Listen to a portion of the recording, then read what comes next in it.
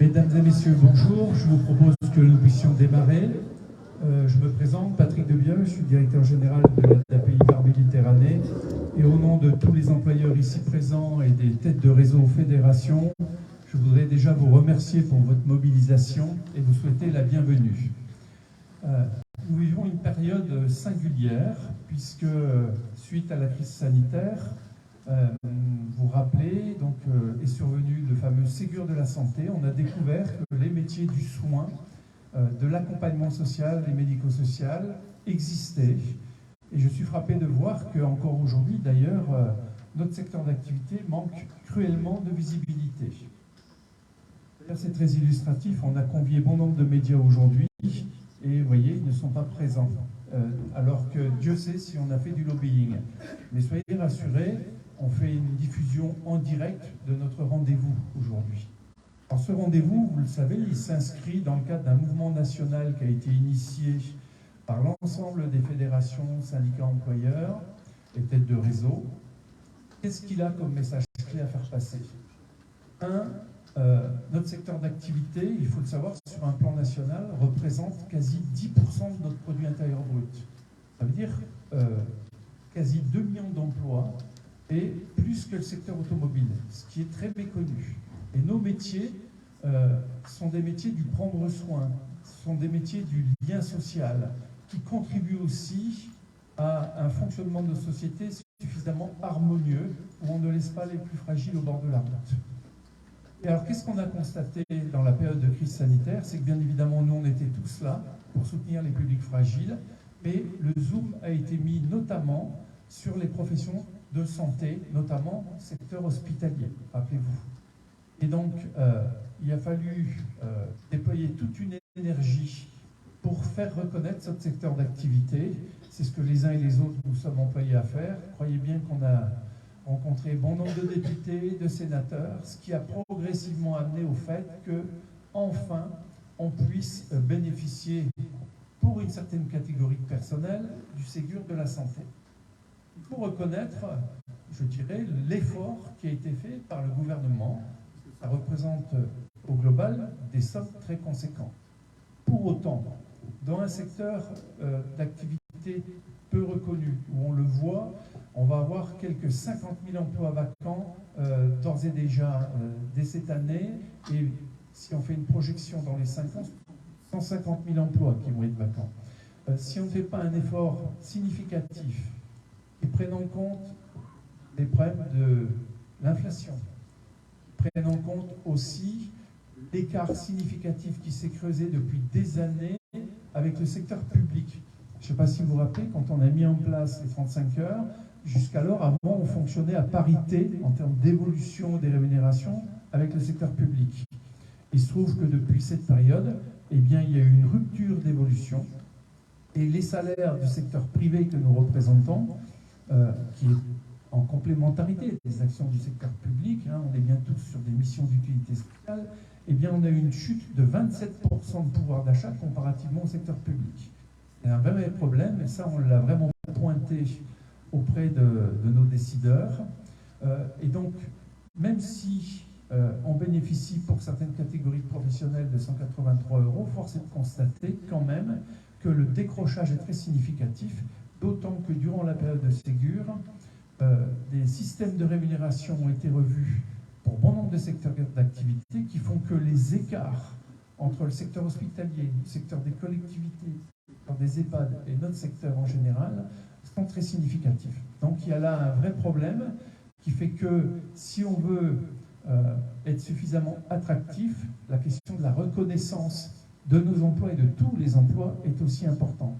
Et je vois dans cette salle que les personnels administratifs sont présents, les personnels techniques sont présents, certains directeurs, des professionnels qui n'ont pas été du tout reconnus dans la période que l'on connaît. Et c'est un vrai souci aussi parce qu'on le sait, durant la période de crise, chacun a été très présent, très actif pour faire en sorte qu'il y ait une continuité d'accompagnement des publics en fragilité durant la période de Covid notamment. Et donc, je dirais que notre propos aujourd'hui, c'est un peu un propos coup de gueule, parce que on le sait bien, si on monte les uns contre les autres, si on génère des comparaisons, et c'est ce qui a été initié aujourd'hui dans la démarche méthodologique, on fait du tout le monde perdant. Et donc notre démarche aujourd'hui, et je salue la présence des présidents d'associations et des dirigeants aussi à vos côtés, notre coup de gueule, c'est de dire à un moment donné à ce nouveau gouvernement, faites ce qui est nécessaire pour qu'on aille jusqu'au bout de la démarche de la revalorisation et que rapidement on puisse aussi réfléchir des valorisations au-delà de la rémunération de nos métiers. Parce que nos métiers, ils ont aussi une fonction clé sur nos territoires. Qu'est-ce qui garantit la cohésion sociale? C'est aussi les actions que vous menez au quotidien. Et mettre en fragilité des professionnels qui s'occupent de publics fragiles, c'est forcément, à un moment donné, détricoter le lien social, la cohésion sociale. Donc, et moi je suis ravi que les uns et les autres vous soyez mobilisés aujourd'hui. Je pense qu'on a là je dirais un message fort à faire passer. Alors sachez que ça se déploie sur tous les départements de la région PACA et sur le niveau national. Et bien évidemment, on continuera à faire passer ce message de fond auprès des élus locaux, des députés, des sénateurs. Dieu sait si on en a vu quelques-uns, mais on continuera. Voilà, donc j'ai pris la parole un peu spontanément. N'hésitez pas à intervenir pour compléter mon propos. Et comme je suis plutôt d'un naturel galant, je propose à Mme Padoli de prendre le relais. Donc je suis Aline Padoli et je suis la directrice générale de l'association départementale de sauvegarde de l'enfance, de l'adolescence et des adultes en difficulté du Var. Je suis devant vous parce que je représente aussi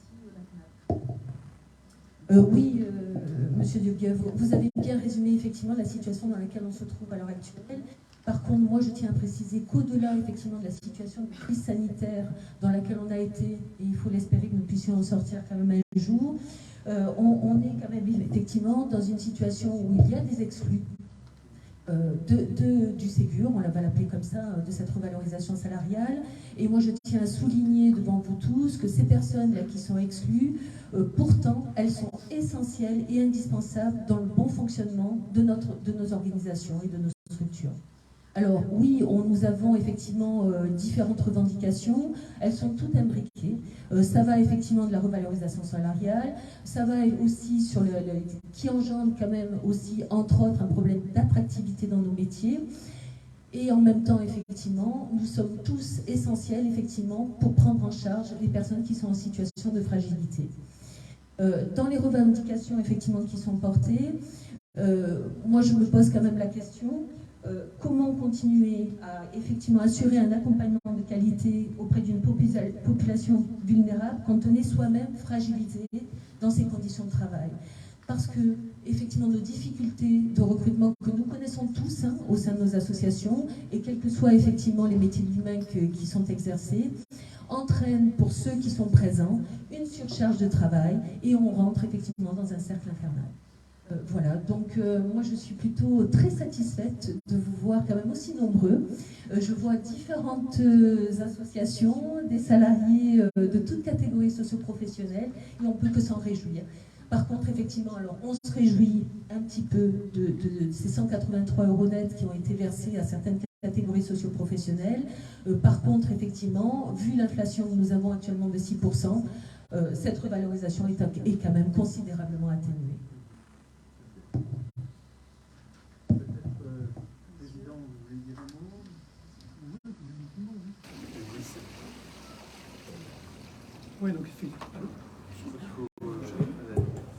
Oui, donc je suis Christian Baudin, je suis président de l'association AVFET Espérance d'Art. Donc je profite de ce moment d'une part pour déjà féliciter, parce que je ne fais pas assez, tous les salariés qui pendant donc cette crise qui dure depuis 2 ans se sont bougés, sont plus que bougés, n'ont pas fait que leur métier, on va dire ça comme ça.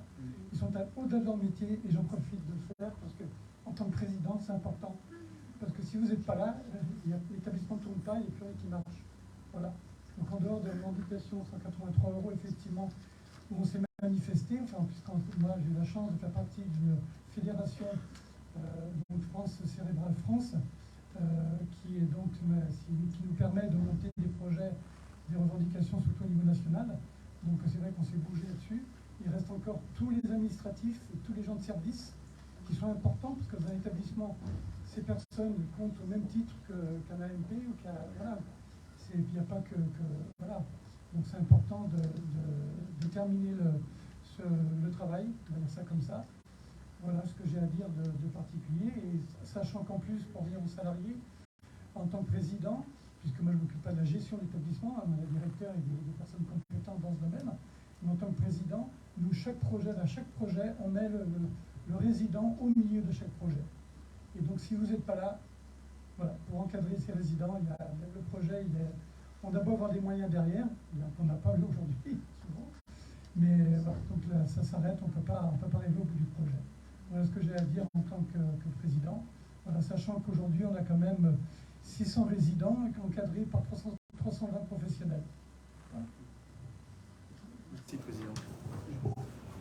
Oui, bonjour à toutes et à tous. Donc, ravi de voir qu'il y a une mobilisation comme celle-là à Toulon et qui aussi, cette mobilisation-là a lieu partout, déjà dans la région, mais aussi en France, à peu près sur les mêmes créneaux horaires. Et donc, je crois que ce qui sera porteur, c'est l'ensemble des interventions qu'il pourrait y avoir qui fera que les choses remonteront au niveau national, même si on déplore effectivement qu'au niveau local, on n'ait pas réussi à faire venir les représentants de la presse écrite, télévisée ou radio. Je suis Dominique Viau, je suis président de la Mutualité française Sud pour la délégation du Var. Donc moi, j'interviens en fait au nom de la mutualité. La mutualité qui fédère 130 mutuelles dans la région, qui couvre en soins, en santé, plus de 3 millions de personnes dans la région PACA.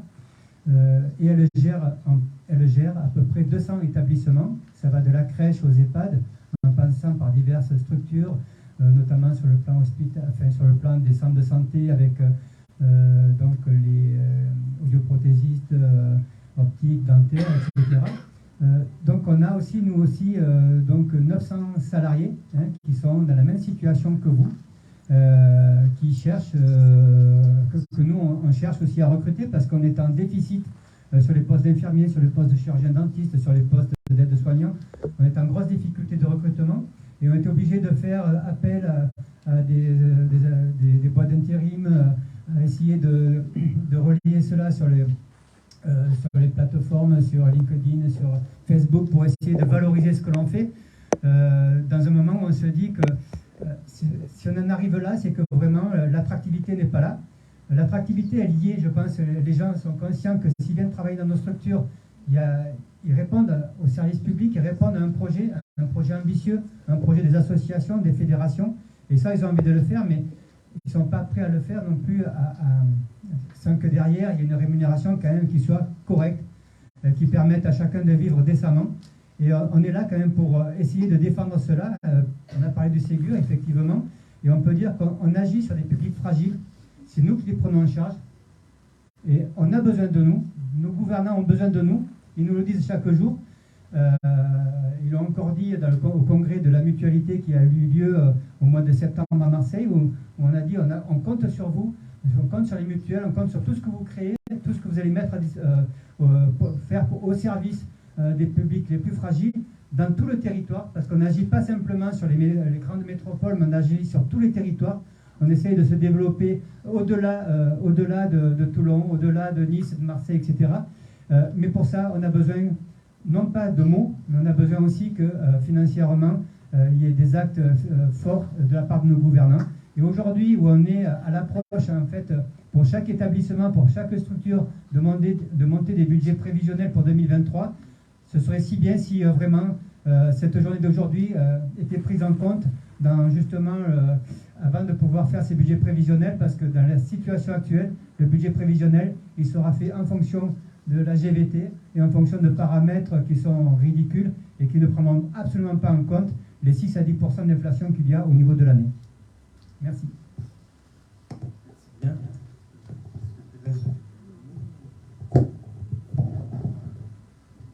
Bonjour à tous.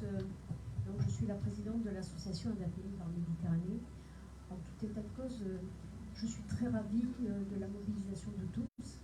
Vous savez que cette journée de mobilisation, elle est très importante pour nous, pour vous, pour les publics que nous accompagnons. Il y a encore un long chemin à parcourir pour que nous arrivions à faire entendre. Et se faire entendre, on pourra le faire que grâce à vous et à cette mobilisation pour aujourd'hui. En tout cas, j'espère que les pouvoirs publics nous entendront et seront reconnaissants envers vous tous. Merci. Je voudrais dire un petit mot de fin et je réponds aussi éventuellement à toutes vos questions. Aujourd'hui, en France, ce sont plus de 10 millions de personnes fragiles qui sont accompagnées quotidiennement. Si on ne trouve pas des solutions rapides, vous imaginez très très vite les conséquences que ça peut avoir. Et moi, je pense qu'il faut qu'on ait une communication qui soit d'un côté positive, qui illustre toute la valeur ajoutée sociétale que notre secteur d'activité apporte, redonner toute sa noblesse politique à nos métiers, et puis que l'on montre aussi qu'on fait des métiers fantastiques. Parce que quand on accompagne des publics en fragilité et qu'on invente des réponses sur mesure, et on peut dire qu'on est, pour le coup, tous des militants engagés, on contribue là aussi au bien vivre ensemble, à une mixité sociale harmonieuse. Et je pense qu'il faut que ces messages aussi de fond, on arrive à les faire passer. Et en dernier lieu, on a évoqué, je reprends le terme, les oubliés. Dans les oubliés, il y a aussi nos directeurs de structures et de services. Et on l'a bien vu dans cette cacophonie qui a été mise en place. On a généré, alors l'intention était bonne, mais la méthode a généré des effets un peu dramatiques, je trouve. Et ça, on a moyen, me semble-t-il, de très très vite y remédier. Et puisqu'il y a eu un effort de fait, je dirais que le gouvernement peut peut-être compléter l'effort. Il ne faut plus grand-chose pour pouvoir harmoniser l'ensemble du secteur et faire en sorte que les uns et les autres aient du plaisir dans le travail. Voilà. Je vous remercie vivement de votre écoute. Et si vous le souhaitez, on peut tout à fait prendre quelques questions et être dans un temps d'échange. Il y a des éventuelles questions ou est-ce que vous avez le sentiment qu'on a assez bien résumé la situation? Si vous-même vous avez un message à faire passer, n'hésitez pas, on vous donne le micro. Hein. Ah, il faut que le premier se lance. Hein. Écoutez, s'il n'y a pas de réaction, c'est que je considère que tout ce qu'on a pu essayer de partager ensemble vous fait écho. Nous, on vous remercie encore vivement de votre mobilisation aujourd'hui, mais aussi de votre mobilisation au quotidien, parce que par votre présence, vous illustrez aussi l'amour que vous avez du métier et le sens que vous y mettez. Et on espère que l'initiative qu'on a pu prendre aujourd'hui aura un impact auprès de nos décideurs. Merci encore et excellente journée. À très bientôt.